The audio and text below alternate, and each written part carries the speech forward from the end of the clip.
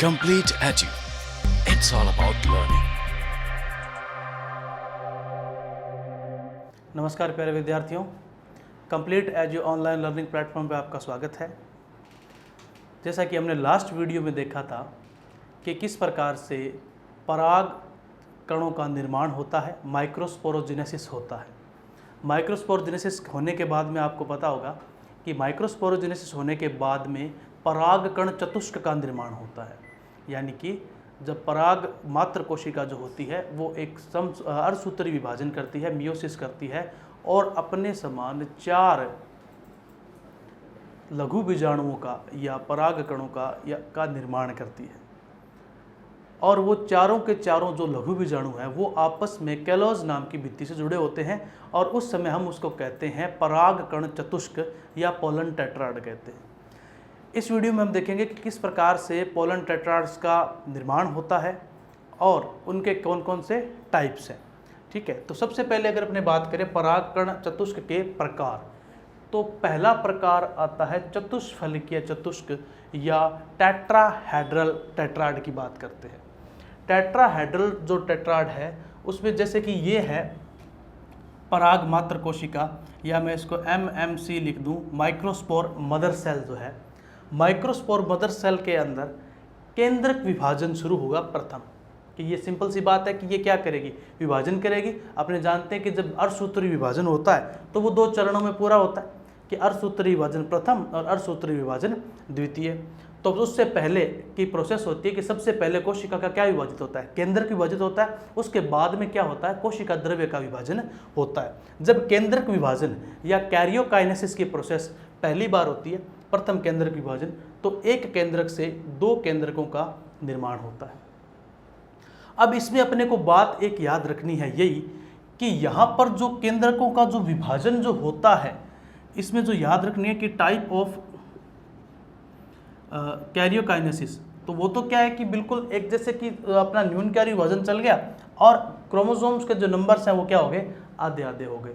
लेकिन इसमें क्या होता है कि क्रोमोसोम्स बनने के बाद में तुरंत ही वॉल फॉर्मेशन नहीं होती, यानी कि कोशिका भित्ति का निर्माण तुरंत नहीं होता। तो इसमें जो साइटोकाइनेसिस का टाइप जो है या केंद्रक कोशिका द्रव्य विभाजन का जो टाइप है वो होता है युगपत प्रकार का। युगपत प्रकार, युगपत प्रकार क्या है, युगपत प्रकार का मतलब ये है कि सबसे पहले क्या है कि केंद्रक विभाजित होगा प्रथम बार केंद्रक का विभाजन हुआ और प्रथम बार केंद्रक विभाजन होने से एक सेल के अंदर 2 केंद्रक बन गए, 2 न्यूक्लियस बन गए और उसके बाद में द्वितीय केंद्रक का विभाजन होता है। यानी कि क्या है कि नॉर्मल प्रोसेस में क्या होता है कि पहली बार केंद्रक का विभाजन हुआ और केंद्रक का विभाजन होने के बाद में 2 सेल बन जाती है, वॉल फॉर्मेशन हो जाती है, केंद्रकों के चारों ओर एक दीवार या एक कोशिका भित्ति का निर्माण हो जाता है। लेकिन यहाँ वो नहीं होता, फिर तुरंत ही दूसरा क्या हो जाता है, दूसरा द्वितीय केंद्रक विभाजन हो जाता है और 2 और न्यूक्लियस का निर्माण हो जाता है। 2 और न्यूक्लियस बन गए। अब यहाँ पे देखने में तो आपको लगेगा कि सर 3 ही न्यूक्लियस बने, ऐसा नहीं है कि चौथा जो न्यूक्लियस है वो कहाँ है, इसके बिल्कुल बैक साइड में, चौथा जो केंद्रक है वो इसके पीछे है। जब पूरी तरीके से एक सेल के अंदर जब 4 केंद्रकों का निर्माण हो जाता है, 4 न्यूक्लियस का निर्माण हो जाता है, उसके बाद में गौर करना यहाँ पर, जब एक सेल के अंदर 4 न्यूक्लियस का निर्माण हो गया, उसके बाद में भित्ति निर्माण शुरू हो या उसके बाद में क्या शुरू हो, साइटोकाइनेसिस या कोशिका द्रव्य विभाजन शुरू हो। किसके बाद में कि जब 4 केंद्रक बन गए। इस प्रकार का जो कोशिका द्रव्य विभाजन होता है वो युगपत प्रकार का कोशिका द्रव्य विभाजन कहलाता है, साइमल्टेनियस प्रकार का कोशिका द्रव्य विभाजन कहलाता है कि भित्ति का निर्माण शुरू हो जाता है। और भित्ति का निर्माण भी किधर से होगा, परिधि से शुरू होगा। भित्ति का जो निर्माण होगा वो आप देख सकते हो उस डायग्राम में, परिधि से शुरू होता है और परिधि से चल करके किधर जाता है, केंद्र की तरफ, परिधि से केंद्र की तरफ। या आपने कहें तो भित्ति का जो निर्माण होता है वो अभिकेंद्री प्रकार का होता है। कैसा होता है, अभिकेंद्री, सेंट्रीपिटल टाइप का होता है कि बाहरी जो परिधि है, यानी कि जो बाहर वाली इसकी जो परिधि है, उस परिधि से निर्माण होता हुआ, आप इसमें देख सकते हो कि परिधि से निर्माण होता हुआ किधर बढ़ता है, केंद्र की तरफ बढ़ता है। और इस प्रकार का जो भित्ति निर्माण है वो अभिकेंद्री प्रकार का होता है। किसके अंदर? चतुष्फलकीय चतुष्क या टेट्राहेड्रल जो टेट्राड है उसके अंदर। याद रखेंगे आप बात। और ये मोस्टली कहाँ होता है, किस प्रकार के प्लांट्स में होता है? याद रखना, जो चतुष्फलकीय चतुष्क का निर्माण है ये सबसे सामान्य है, सबसे सामान्य प्रकार का होता है। और मोस्टली जितने भी अपने द्विबीजपत्री पादप जो है, द्विबीजपत्री पादप या जिनको अपने कह सकते हैं डाइकोट्स जो होते हैं, डाइकोटिलिडन्स जिनको कहते हैं, उन पादपों के अंदर चतुष्फलकीय चतुष्क का निर्माण होता है, टेट्राहेड्रल टेट्राड का निर्माण होता है। ठीक है, तो इसमें एक चीज, दो चीजें याद रखने वाली है कि साइटोकाइनेसिस का टाइप कैसा है, युगपत प्रकार का, और निर्माण जो हो रहा है कहां से किधर हो रहा है, यानी कि जो वॉल फॉर्मेशन जो होगा या जो भित्ति का जो निर्माण होगा वो परिधि से केंद्र की ओर होगा। याद रहेगी। अब अपने इसका दूसरा टाइप करते हैं, समद्विपार्श्विक चतुष्क। ये जो पार्ट है इसमें थोड़ा सा फर्क पड़ेगा, ऊपर वाले से डिफरेंट है। इसका जो प्रोसेसिंग है वो कुछ इस तरह से है कि इसके अंदर प्रथम केंद्र की विभाजन होता है। ये आपकी ये जो है ये माइक्रोस्पोर मदर सेल है। माइक्रोस्पोर मदर सेल जो है उसमें प्रथम केंद्रक विभाजन चलता है, पहला केंद्रक विभाजन होगा। पहला केंद्रक विभाजन होने के बाद में तुरंत ही क्या होगा, भित्ति का निर्माण हो जाएगा। एक सेल के अंदर दो केंद्रक बने और दोनों केंद्रकों के बनने के बाद में किसका निर्माण हो गया, भित्ति का निर्माण हो गया। भित्ति का निर्माण होने के बाद में फिर से क्या चलेगा, दो अलग अलग सेल होगी, दो अलग अलग सेल होगी। अब उन दोनों अलग अलग सेल्स के अंदर क्या होगा, अब इसमें देख सकते हो आपकी फिर से द्वितीयक केंद्र का विभाजन होगा, दूसरा कैरियोकाइनेसिस होगा और उसके बाद में फिर से क्या है, कोशिका द्रव्य विभाजन होगा। यानी कि अगर अपने क्रम की बात करें तो इसके अंदर सबसे पहले अगर देखें तो कैरियोकाइनेसिस फर्स्ट होता है। याद रखेंगे, कैरियोकाइनेसिस फर्स्ट, यानी कि पहली बार क्या होगा, जब माइक्रोस्पोर मदर सेल है उसके अंदर पहला विभाजन होगा किसका, केंद्रक का। केंद्रक का विभाजन हुआ, क्योंकि देखो कैरियोकाइनेसिस हमेशा साइटोकाइनेसिस से फर्स्ट होगा जब इस प्रकार का विभाजन होगा। तो कैरियोकाइनेसिस फर्स्ट हो गया, उसके बाद में क्या होगा, साइटोकाइनेसिस फर्स्ट होगा कि एक सेल से दो सेल वॉल फॉर्मेशन हो गई, याद रहेगा। और थर्ड जो इसके बाद अब क्या होगा, फिर से क्या होगा, कैरियोकाइनेसिस 2।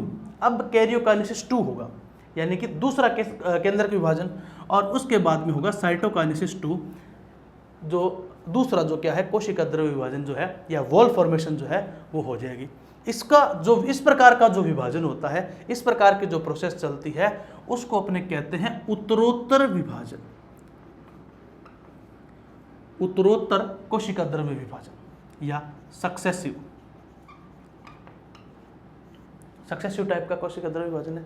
कि हम देख रहे हैं कि जो नॉर्मल प्रोसेस है वही फॉलो हो रही है यहाँ पर, कि पहले दो न्यूक्लियस बनते हैं, उसके बाद एक वॉल बनती है, फिर डिवीजन चलता है, फिर दो न्यूक्लियस दोनों में दो बनते हैं और फिर एक वॉल बन जाती है या कोशिका द्रव्य विभाजन हो जाता है। ठीक है, तो ये आप याद रखोगे। और ये किन प्लांट्स के अंदर होता है, याद रखेंगे आप कि ये जो है मोस्टली एक बीजपत्री पादप, एक बीजपत्री जो पादप होते हैं उनके अंदर ये टाइप पाया जाता है। ठीक है, एक बीजपत्री पादप जो है, और इनके अंदर जो भित्ति का जो निर्माण होता है वो केंद्र से परिधि की ओर होता है, केंद्र से परिधि की ओर होता है। भित्ति निर्माण केंद्र से परिधि की ओर, यानी कि इधर से इस तरफ निर्माण होगा, परिधि की तरफ वॉल का फॉर्मेशन जो होगा। ठीक है, तो ये जो टाइप है ये एक केंद्र से परिधि होता है, एक बीजपत्री पादपों में होता है, उत्तरोत्तर प्रकार का विभाजन पाया जाता है। या इस प्रकार का जब केंद्र से परिधि की ओर जब निर्माण होता है तो उसको कह देते हैं अपकेंद्री, क्या, अपकेंद्री प्रकार।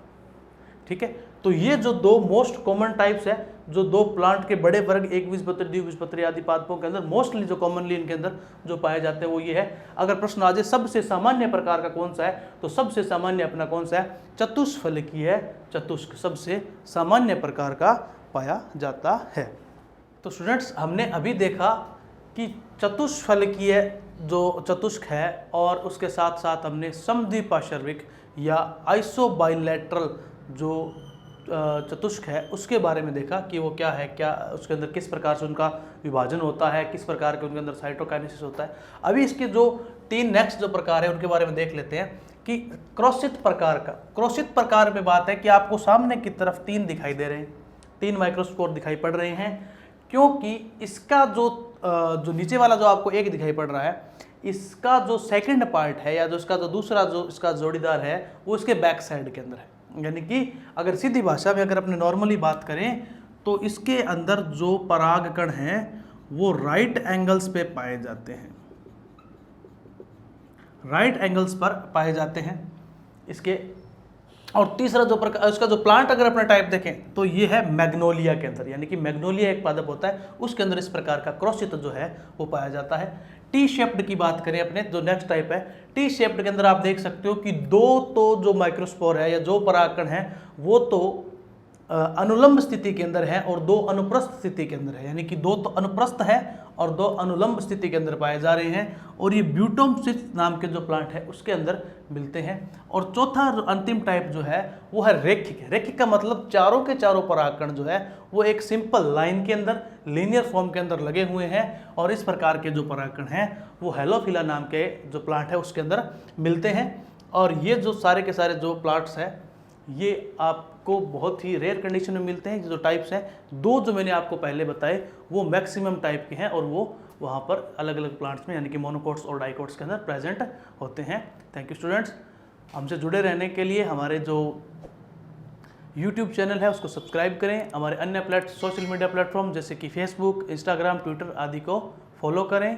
और अगर आपका फिर भी इसमें कोई डाउट है, कोई क्वेश्चन है तो कमेंट बॉक्स में कमेंट करें, उसका सोल्यूशन आपको जल्द से जल्द उपलब्ध करवाने का प्रयास करेंगे। Thank you.